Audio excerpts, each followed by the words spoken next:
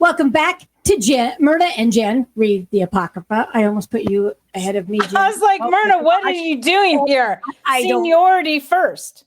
Yeah, it should be. Old age should go first. Yes, always. Always. That's okay, so welcome back to Myrna and Jenn read the Apocrypha.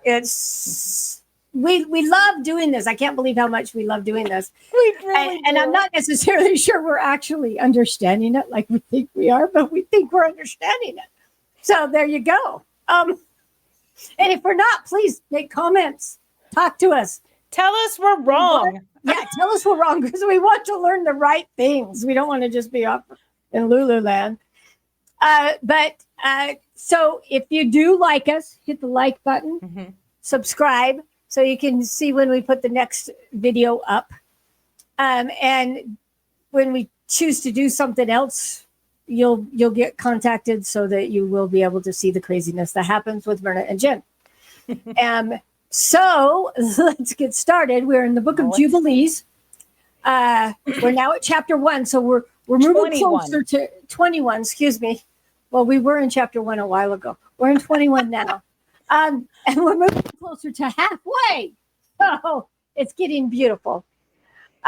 So we're still with Abraham and Isaac, and let's see. It looks like we're going to have a father-son discussion. So. Let's see what happens. All right, verse 1. And in the 6th year of the 7th week of this Jubilee, Abraham called Isaac, his son, and commanded him, saying, I am become old, and now not the day of my death.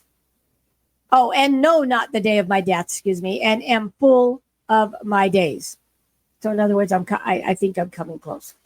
And behold, I am 175 years old, and throughout all the days of my life I have remembered the Lord, and sought with all my heart to do his will, and to walk uprightly in all his ways. My soul has hated idols, and I have despised those that served them. And I have given my heart and spirit, that I might observe to do the will of him who created me. So we're getting a background. He's given a background to his son of his past in his life. And we saw that as we read it. He very much did not appreciate idols and people that worship them, and even gave his dad a hard time because he let people in his household worship idols. I think he using the word my soul has hated idols. That's strong language.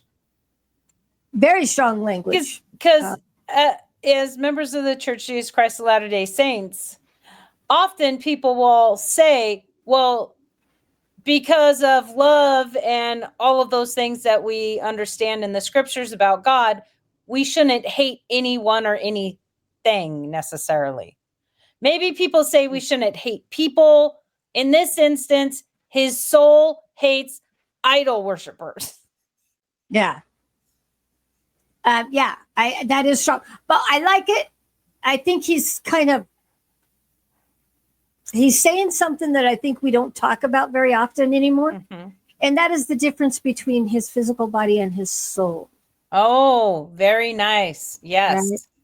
Because his soul is ran by his spirit. He's now allowed his spirit to be in control of his body. Yes. And he's explaining that his soul, his spirit, hates idols. And that is what he's used. And I talk about this a lot when I talk about getting rid of addictions and coming to God, that there's a difference, your spirit and your body. And the goal in this life is to allow our spirit to be in control of our body rather than our body in control of our spirit. And right here, I think he's making a very good point of the fact that this is where he is now and has been for a long time, where his spirit is the one that is in control of his body and is what guides and directs him in the things that he does in his life. I'm going to agree with you on that one. If someone else has a different reading of that, I'd be interested. And I must say, I misspoke. He specifically says, my soul has hated idols, and he despised those that serve them. He doesn't hate the worshipers of the idols. Right. He despises them, but the idols he hates. It's interesting. Yeah. Yeah. Okay. All right. Let's see what else he has to say to his kids. Well, just Isaac. Well, just Isaac. Sorry. Yes, that's right. Because he had the other kids sent the move others off, away. and Mhm. these are just to Isaac, because Isaac is going to be his righteous lineage moving forward. I Correct. believe is how he's believing this. For he is the living God, and he is holy and faithful, and he is righteous beyond all. And there is with him no accepting of men's persons, and no accepting of gifts. For God is righteous, and executeth judgment on all those who transgress his commandments and despise his covenant. And do thou, my son, observe his commandments and his ordinances and his judgments, and walk not after the abominations, and after the graven images, and after the molten images. And eat no blood at all of animals or cattle or of any bird which flies in the heaven. Here again, we have that blood thing. We have that blood thing again. Look up at the top where it kind of gives you a synopsis. Yes. Mm-hmm. I read that, and I really like how it explains.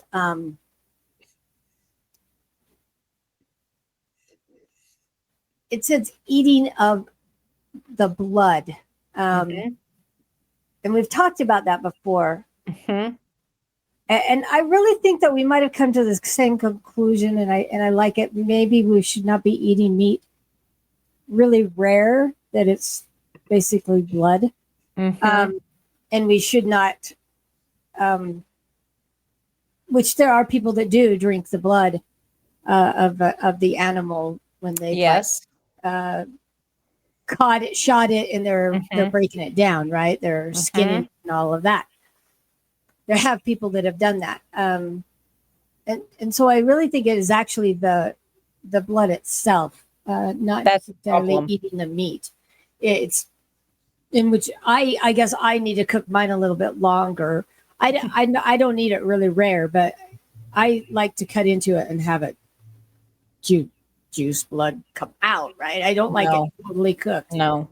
So maybe I need to change that. Yeah, you do, Myrna. You need to change that. So if we go out to dinner, I don't have to watch that.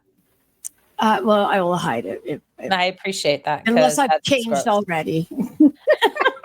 No, it is an interesting thing, because in the Book of Mormon, we get the story that while they were in the wilderness, at a point, the meat had a savor to it, because they weren't able to actually cook it on a fire to say where they were. The Lord made that savor. Yeah, that made it sweet. Mm-hmm. And so you get that, but that was an extreme situation of life and death. If they had a fire going, they could be followed. Where they were. People would know where they were. And the Lord actually sweetened the meat for their eating. Mm-hmm. But that's not them saying they're eating the blood, though. There are a lot of native groups that when they kill an animal will eat the heart right there, or will eat these parts to give honor to the animal. Without cooking them. And so I don't know. It's just so interesting, because in Jubilees it has come up a lot. There have been whole chapters on don't eat blood. Don't eat blood. Mm-hmm. And I think maybe we're just kind of not understanding because of the word eat, and we would think of it as drinking. Yes. But I think if you eat the meat raw enough, you're getting the blood. You're eating blood. You literally are eating blood. So, okay, we'll go on. I think I've read it, and I think it gives us some more information. Okay, let's see. Okay, and if thou dost slay a victim as an acceptable peace offering, slay ye it and pour out its blood upon the altar, and all the fat of the offering offer on the altar with fine flour, and the meat offering mingled with oil, with its drink offering. Offer them all together on the altar of burnt offerings is a sweet savor before the Lord. And thou wilt offer the fat of the sacrifice of thank offerings on the fire which is upon the altar, and the fat which is on the belly, and all the fat on the inwards, and the 2 kidneys, and all the fat that is upon them, and upon the loins and liver thou shalt remove together with the kidneys. And offer all these for a sweet savor acceptable before the Lord, with its meat offering and with its drink offering for a sweet savor, the bread of the offering unto the Lord. So That was a lot. specific. Mm-hmm. I think Very he's basically specific. he's basically teaching Isaiah how to do the sacrifice Isaac, offering. Isaac. not Isaiah, Isaac. Isaac. Yeah, he's having a teaching moment that this is how this is done. And all of the fat of the offering, do it with the flour and this, and all of it is to go up into the Lord. And it's very specific, and we're aware of this in a lot of Jewish traditions. It is very specific about how to prepare the animal that is even to be used. Lambs had to be completely unblemished. You had to, like, the way you carve up the animal and what you use and what you don't use. That is a lot for them to know. I am very happy that I do not have to think about that or know all of that information. However, this is what the Lord said needed to be done. This is what God said needed to be done to offer up sacrifice unto him. Yeah, and the Jewish people, whoever is the leader of them, I don't even know what he's called. The rabbi? But the head dude. Oh, that actually is a really good question. Of the whole Jewish religion, they are now looking for the red beast, or I think it's supposed to be a red cow. A red heifer.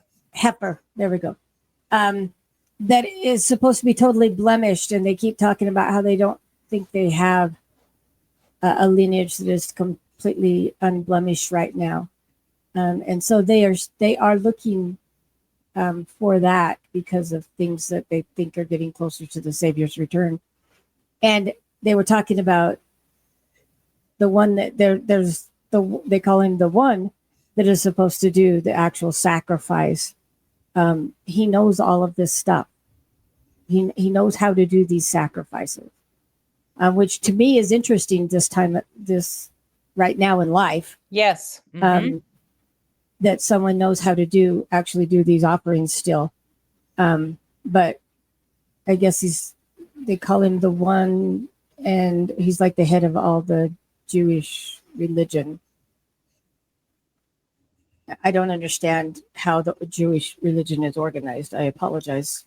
I am looking it up here, and I did not know this, Myrna, and I feel like, as a person who I feel like sometimes I'm somewhat educated, I did not know that in the Jewish religion, there isn't a single universally recognized leader of all of Judaism.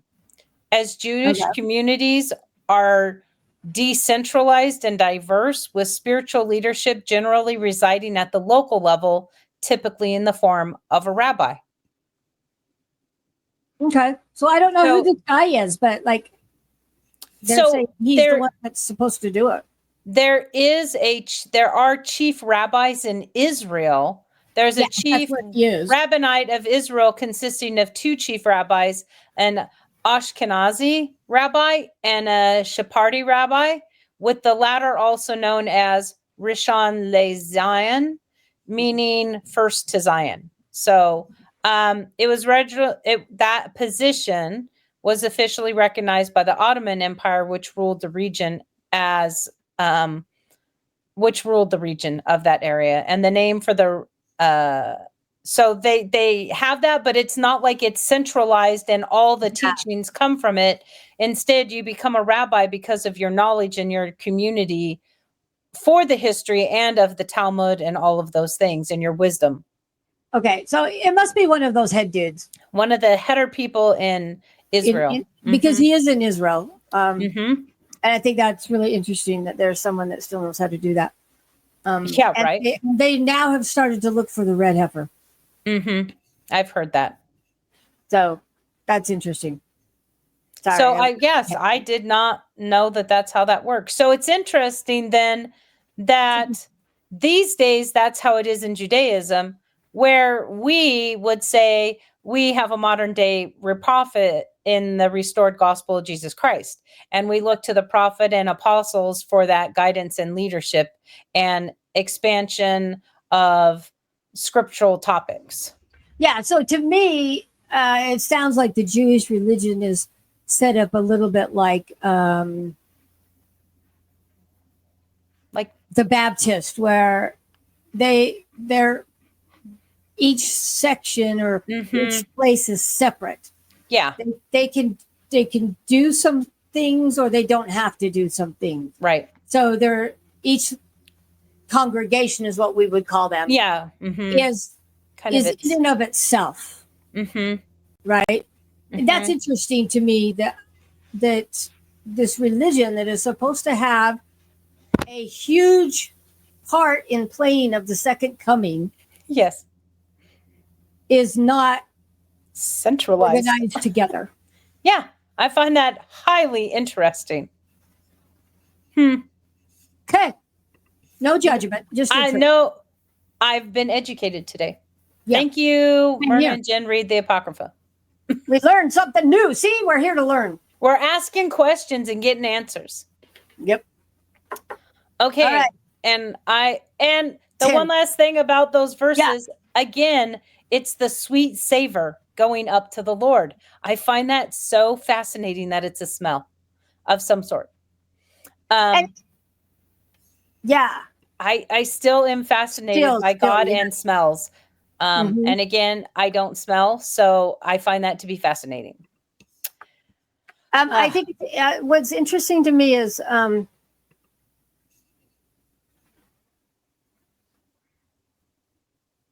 that he wants all the fat removed, the kidneys removed, which kind of makes sense. The kidneys filter all the yucky out of your body, right? True. So, and the liver, which those three things, function. I don't know that what's inside of them would be good to eat. Right. So people eat liver all the time. But they want that taken off the altar. So purity is important. Yeah. Interesting, right? Yeah, interesting. All right. Verse 10. And eat its meat on that day and on the second day, and let not the sun on the second day go down upon it till it is eaten. And let nothing be left over for the third day, for it is not acceptable, for it is not approved. And let it no longer be eaten. And all who eat thereof will bring sin upon themselves. For thus I have found it written in the books of my forefathers, and in the words of Enoch, and in the words of Noah. And on all thy oblations thou shalt strew salt, and let not the salt of the covenant be lacking in all thy oblations before the Lord. And as regards the wood of the sacrifices, beware lest thou bring other wood for the altar in addition to these: cypress, bay, almond, fir, pie, cedars, savin, fig, olive, myrrh, laurel, and aspolithus.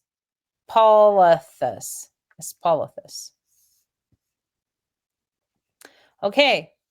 I'm going to say. Oh, no. Never mind. I lied. And all who have eaten thereof bring a sin upon themselves if you've eaten it on the third day. And I'm going to suggest that physiologically you might understand that sin. If the meat has been out for 3 days. It would be immediate consequence. Yeah, an immediate consequence. And I could see that being termed, it's a sin, and you will know that you have done wrong. Well, everything for them or to their remembering has to do with God. Yes. Right? Now we would say it's because it went rotten sitting out, right? Yeah. But to them, they got sick, which means God did not approve of that, right? That's the way their world looked to them, right? And I find this highly interesting that, and I believe this to be the first place we hear that you use salt to preserve meat. I'm agreeing with you on that. Because if they've done it before, which maybe they have, no one said anything about preserving the meat with salt. Mm-hmm. Until now. Mm-hmm. I mean, they may have, but they've never said it. Might have been in the records, but now we have it that they have been told to put salt in it or on it or whatever and we know that it helps preserve it. Yeah, I remember learning of that when I was delving more into my family history. And I on both sides of my family, I have pioneers that came over from Nauvoo. Oh, mm-hmm. And they talked about they would put the meat in wood barrels, mm-hmm. and they would put the meat in, stack the meat in with a little bit of salt in between the pieces. Mm-hmm. And then they'd pour salt all the way around mm-hmm. the meat after they kind of stacked it into the middle. And I thought, oh, I didn't know that they knew that salt preserved, and I didn't even know that salt preserved meat. And I thought, oh, that's really, they're so smart. And now I'm like, well, look at something that came from God and has lived through the years, right? Mm-hmm. I didn't know that I would ever, and there's a couple of things I've seen, but that I would ever find something in the Apocrypha when we started reading it that you can still see being used down the road. The knowledge. Mm-hmm. Knowledge that I didn't even know it came from here. I don't know that anyone really knew that it came from this point. And I think this is a good example of where modern science looks at things and people say, I'm going to just trust science.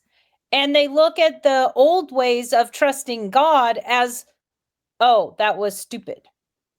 Mm-hmm. Or some are going back to the old ways and say, this works better. Yes, they are. And I appreciate that. But somebody who's reading this scientifically would say, yes, by the third day, you shouldn't eat it because it's going to be rotten and it's going to make you sick. Where God is saying, don't do it, for I've commanded you not to. And if you do, there's a consequence. Right. Okay, so it was a physiological consequence, but he created our bodies. So shouldn't he know what will happen if we eat that on the third day? Oh, absolutely. So I think it's interesting that so many people want to like throw God aside, but obviously he knows we don't need him. We don't need him. We have the science. However, and that was the wrong word. Follow the silence. Well, the other part here is that he says the wood offering, right? Mm-hmm. And he specifies. Do you know why he's specifying that? Because there are certain, and I like to be thought of as a fairly red survivalist person. Not that I pack my house and all these things, but enough so that I was unawares that certain trees, if you think that you can just cut a plank off of a fallen of any tree, put it there, put your food on it, and kind of cook it by a fire, you are inaccurate and could kill yourself. Yeah. Some trees, the sap will come out of the wood, and that sap is toxic, and others it isn't. Yeah. And they were, I think a little bit, they use this wood for the flavor, for the savor, right? Mm. Because it gives it a sweet smell. But also, they actually are cooking on the wood. Correct. They're not cooking on a piece of metal. Correct. With the wood. They're cooking on the wood.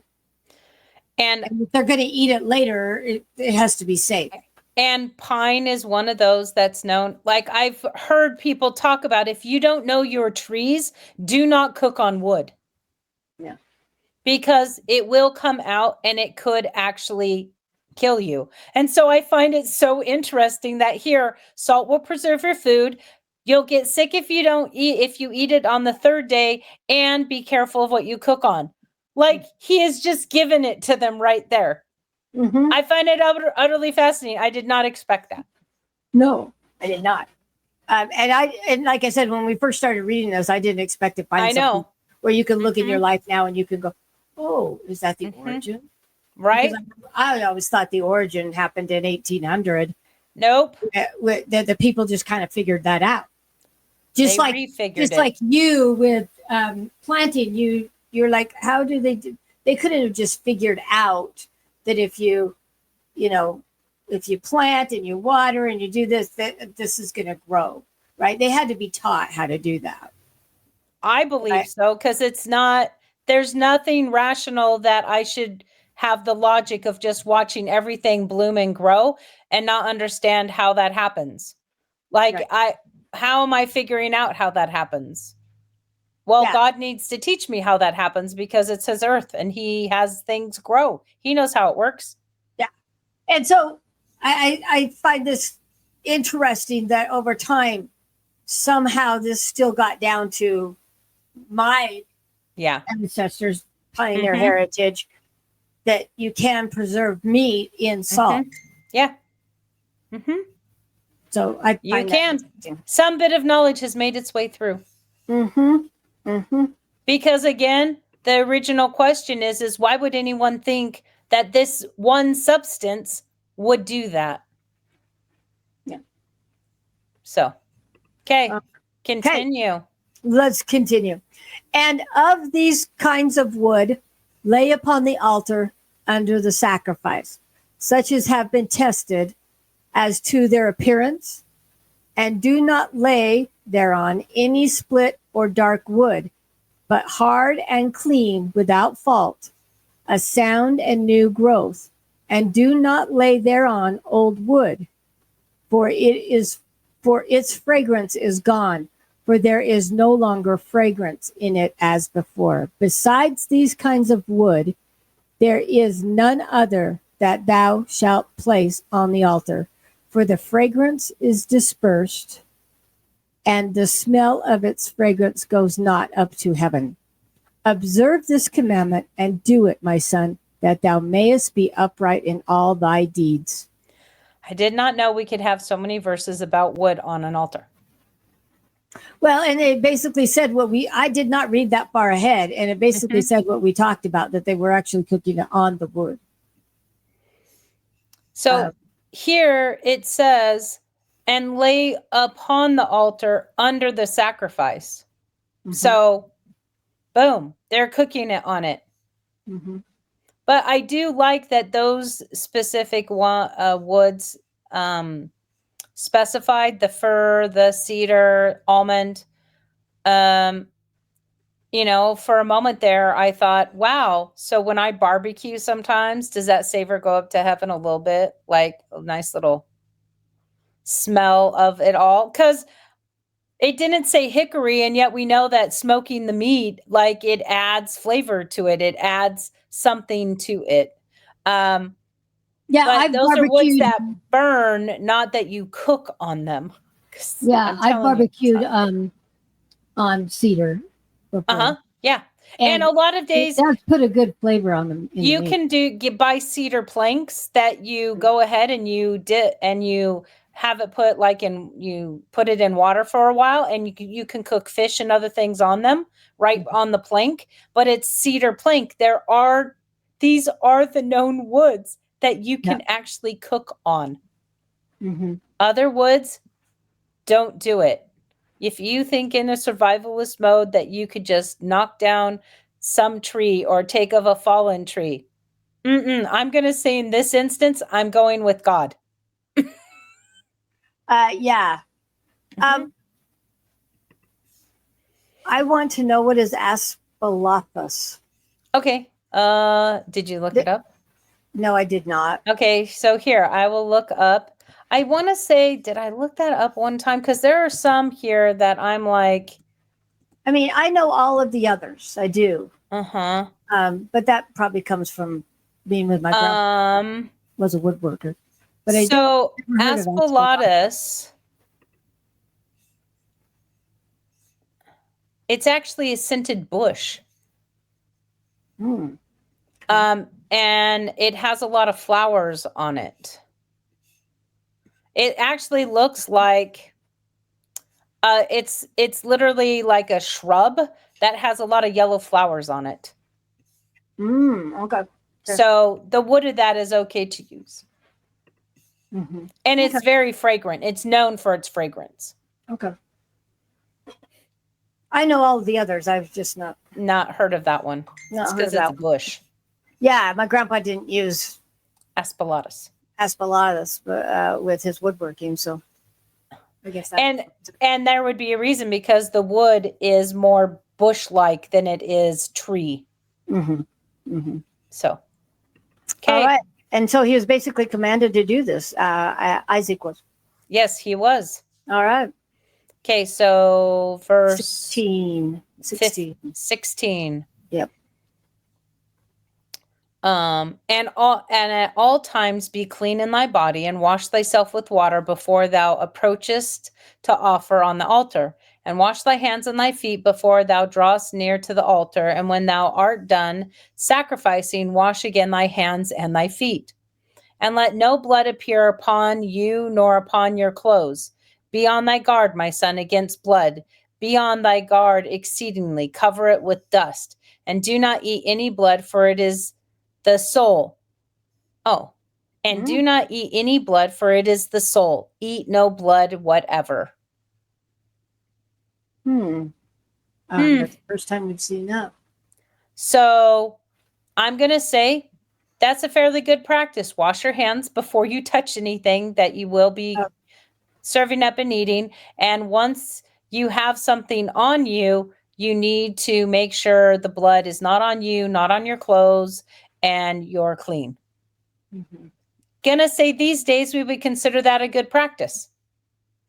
Yeah, I like the fact that you wash and you make sure yourself is clean before you approach the altar and do the sacrifice, and then wash again afterwards.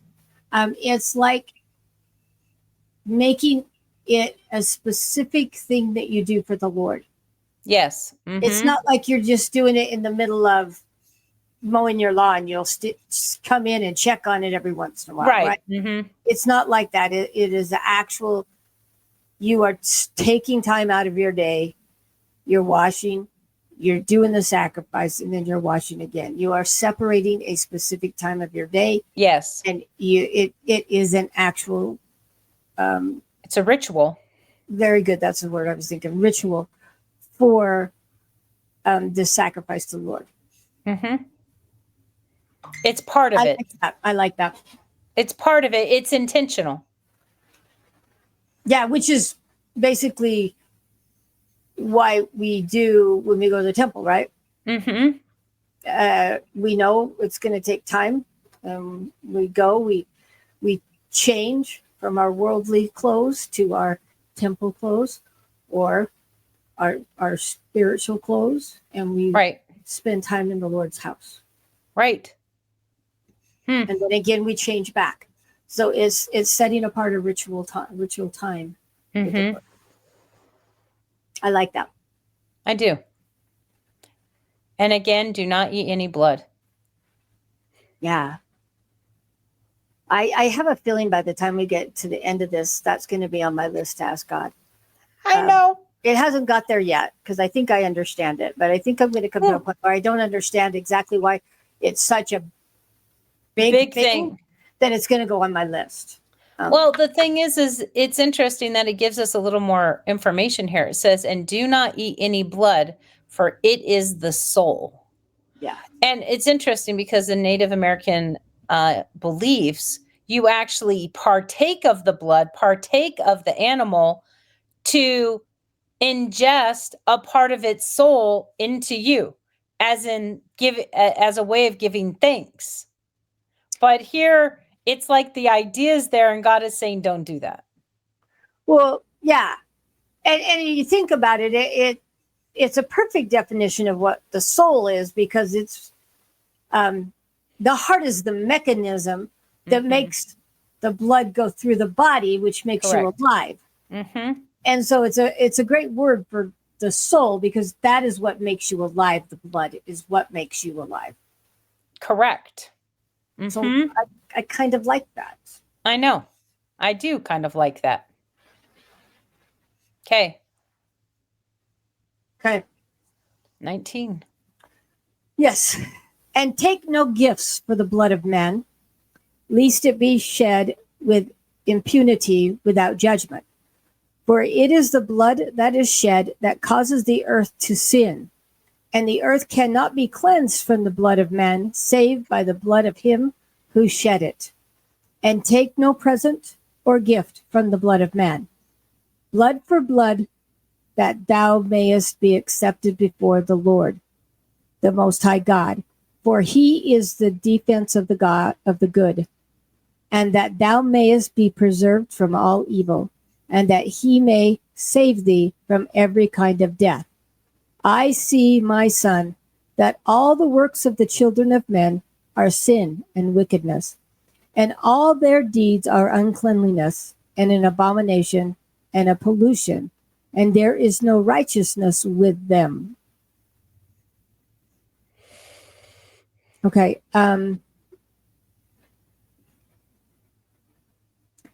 So when they say take no present or gift for the blood of man, is that just kind of saying not to kill anybody? Yeah, that's what I'm looking up. Because we say that when you go hunting and you catch something, that is your prize, that is your what's the word? There's an actual word now, I can't think of it. But it kind of means the same thing. It's your gift. It's what you got for your work. So there's a connection here that is being made. The phrase "take no gifts for the blood of man." Mm-hmm. That some believe it's refers to a biblical context in Leviticus 17:11, and it says, "For the life of the flesh is in the blood, and I have given it for you on the altar to make atonement for your souls, for it is the blood that makes atonement by the life." So basically, it is killing somebody. It's shedding someone's blood. Now, what about the part that says that if you shed someone's blood and it lands on the earth cannot be cleansed from the blood of man, save by the blood of him who shed it? Yep, capital punishment. Life for a life. I thought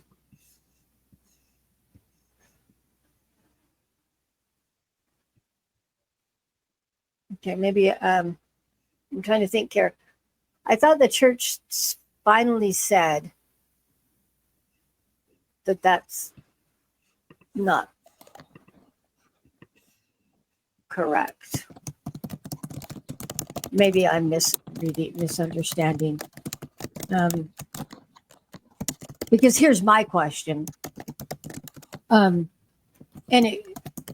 not that I don't believe this, don't get me wrong, but does the Savior's sacrifice not cover that if the person is truly penitent? Well, back in this time period, the Jewish religion has been known for its eye for an eye and tooth for a tooth and life for a life. Mm-hmm. But is that considered a lesser law? Well, they didn't live the Levitical law. They didn't live they still lived the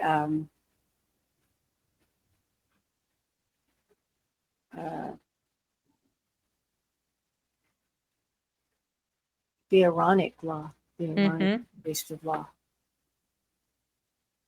So is there something to be there in that? And I did look up the Church of Jesus Christ of Latter-day Saints and what is their stance on capital punishment. And it says that they neither promote nor oppose it and leave the decision to civil authorities. But put in, can a person who kills another person be forgiven through Christ's be forgiven through Christ's atonement? That I believe the church has said. The only thing that Because I remember growing up. The only thing that cannot be forgiven is denying the Holy Ghost. Yeah, but I remember growing up, they did say that you couldn't.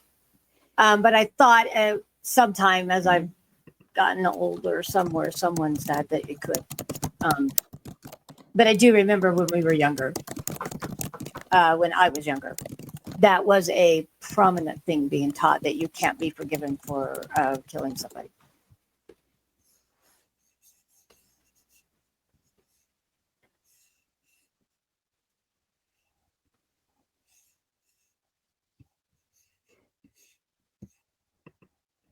I mean, don't get me wrong. I believe you can be, but I think that it has changed over time in the church's teaching as they better and more understood the atonement. Okay, so I'm looking this up because now I'm curious. No, if I'm wrong, I want to know. No, so there is a scripture in Doctrine and Covenants, chapter 42, verse 18. Thou shalt not kill, and he that kills shall not have forgiveness in this world nor in the world to come. Mm-hmm. However, the Book of Mormon seems to state that murderers can receive forgiveness by repentance. So there seems to be... So maybe that's why the change happened, because I think maybe when I was younger, I do remember them teaching that you cannot receive forgiveness if you kill somebody. And then as I was on my mission, I learned that they could. And so I think maybe that's more understanding of the Book of Mormon, because the Doctrine and Covenants came right after the Book of Mormon. Yes, it did. Or simultaneously with, some of it was simultaneously with the translating of the Book of Mormon. And so as we more understand the Book of Mormon, the more we understand some of these themes, right? Okay. So I'm not trying to be controversial. I just that's what I said. That is a good question, because it's stating here that they are in the place of, if you take someone's life, then your life can be taken as a way of repentance. Yeah. Well, I think it all seems. Some of it just really depends on the situation too. Yes. You know, sometimes maybe they are not truly repentant. Then they will not be. Right. But if they are truly repentant, or if it's something to keep themselves from dying, I don't see the Lord saying, I'm sorry, I know you were backed into a corner, but you can't be forgiven for protecting yourself. Right. Right. So I think some of it has to do with situational justice also. Well, it does, because in some degree, Abraham himself being upset at idol worship and went to burn down the place, his brother was there and died. Right. So in essence, he caused the fire. Could you say that he kind of killed his brother? But yet he was still highly favored of the Lord. He was highly favored of the Lord. So it gets complex. And I'm glad I don't have to be a judge. I'm glad I don't either. I never have to worry about it. I never have to worry about it. It is I will have to say things of being that is one of the great things of being a woman. Yes. I don't want to be a judge. Nope. And so I am glad that I am a woman. Not that I couldn't do it, but I just don't want to. Correct. I don't want to. If I had to, I could do it. I just don't want to. Yeah. Correct. All right. Okay, we hash out that one. We did. Okay, 22.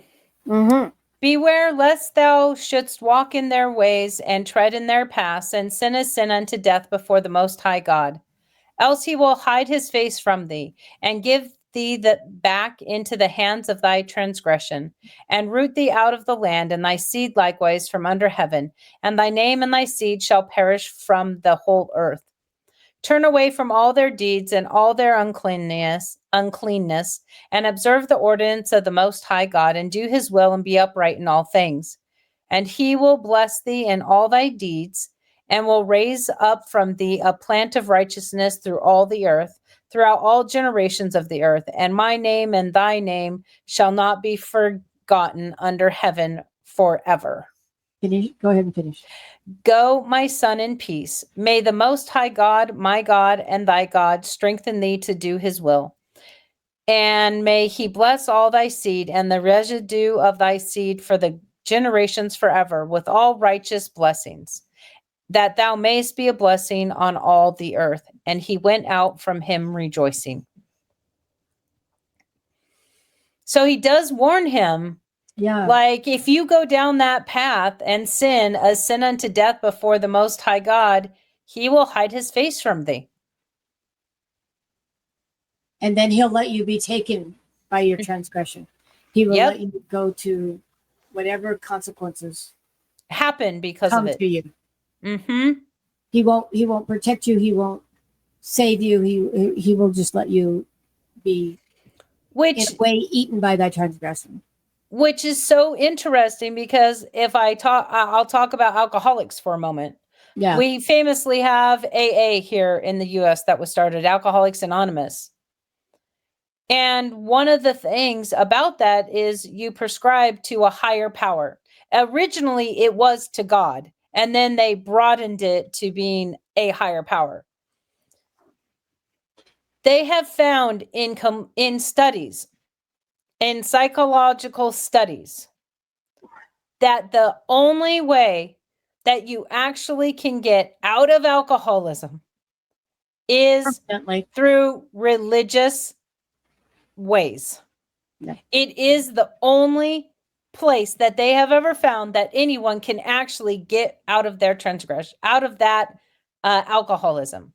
Yeah, I think that's totally interesting, that the only way you can get out of An addiction like that. an addiction Mhm. of any kind, really, I believe I believe it's brought into any addiction.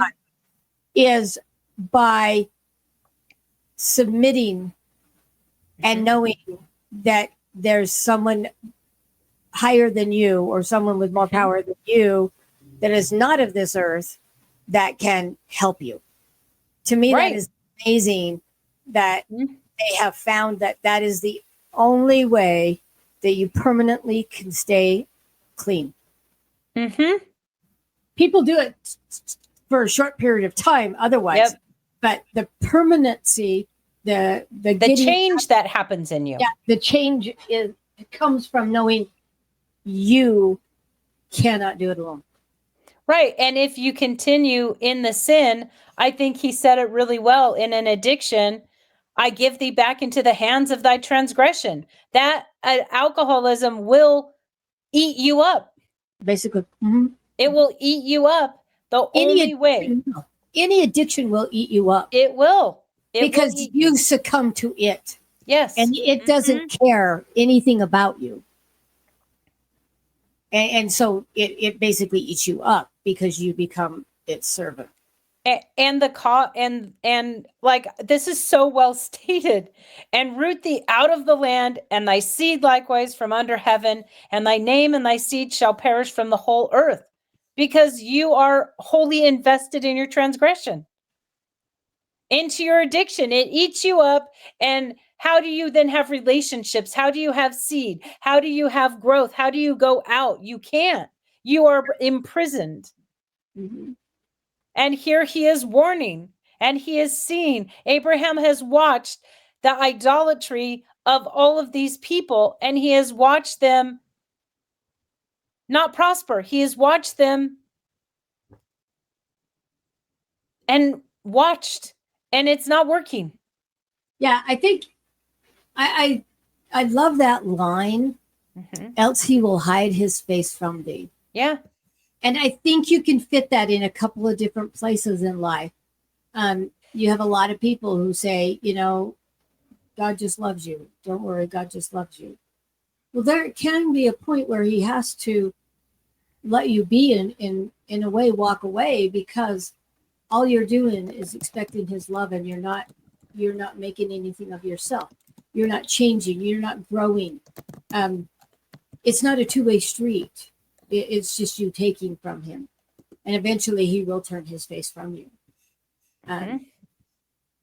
But as soon as you're ready to turn back to him, he's there.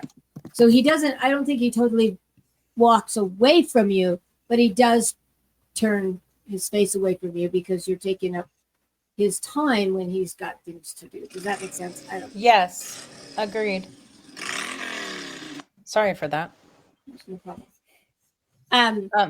Yeah. So I love that statement because you could use it in a bunch of different. Yeah, you can use it in a bunch of places. After he's just kept trying and you're basically showing you don't really care. Why would he stick around? Right. Why? Would you? I don't. If I have a friendship that is just them just taking from me and that is it, and I see nothing, I'm slowly going to walk away unless they want to reach their hand out and want some more. But I'm not going to give all my time to help someone that doesn't want to help themselves. Right. So I can totally understand why he would hide his face. Well, what's the point?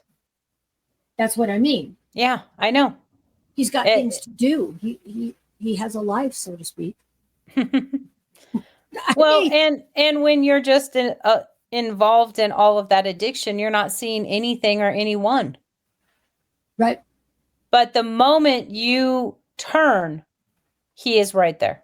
Yeah. Well, like you say, I don't think he walks away from you. Nope. But he turns away and just lets you be until you're ready. And then he'll come. Yep.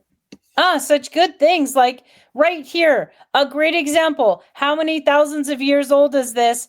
And they just basically said, this is how addiction recovery works. Yeah. It took a lot of guys. It took a lot of people a lot of time to come up with AA. I'm just saying the answer was actually in the scriptures thousands of years ago. Yep. But I love how he has this discussion with his son. Yep. And he's just laid it all out.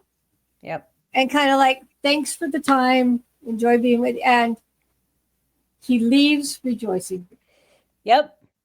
Okay, I gave it all to him. I've done my duty as daddy, and let's go chill something.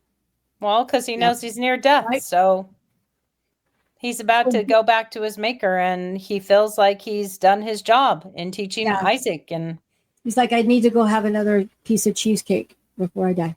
Before that, well, I can understand that. And so can I put some cherries on it, and I even understand more. I love the ending for today. And that's it, a cherry on top. There you go. Boom. All right. All right. Well, thank you guys for being here with us again today. And if you enjoyed this time, hit the like button, subscribe, have discussions with us. We know we're not always right. We're just trying the best that we can. Yep. We are trying to understand our Savior a little bit more and how he works with us. So please have a good day. And remember, the Apocryphal rules. Bye. Bye.